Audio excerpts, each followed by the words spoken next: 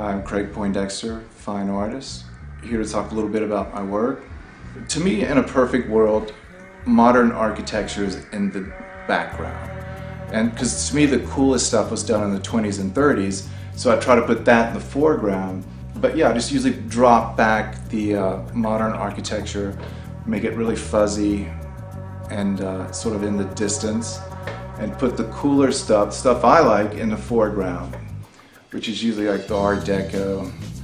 I don't try to get rid of graffiti because I feel like it's a part of life and it's there, it's not going anywhere. So I always like doing stuff from nature. Like the fish painting is really about color and the patterns, you know, because you have these long lines and the scales on the fish, the reflective light, and then you had like 5 shades in the background, like an ombre from a deep blue to almost like a robin's egg blue. The grasshopper too, it's the same thing. It's like you would, of course, you look at an insect, you don't see that, you know, it's hundreds and hundreds of these smaller eyes that make up the bigger eye. With fractals and the patterns that you see in nature, like just trying to capture some of that. It's like the beauty, you know, that's all around us that we don't notice. But I was always doing cityscapes, it always had sort of a narrative. Some of it's sort of dystopic or apocalyptic, but you know, like I would try to use the old architecture and things from the past, like because I dream a lot, and I don't know if it's because I'm painting these landscapes and cityscapes, but I actually do dream in my mind's eye. When I'm waking up, a lot of the times I'll have these landscapes or cityscapes in my mind so that I can use it.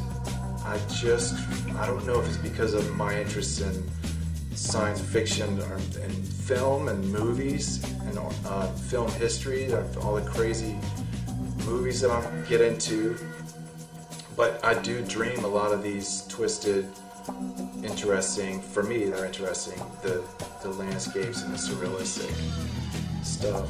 You know, those images, I dream about them a lot. Sometimes art maybe should be a little bit frivolous and fun, or have a campy quality. When pop art happened, it freaked the art establishment out for a moment, because what those pop artists were doing is sort of beating the establishment at their own game in a weird way.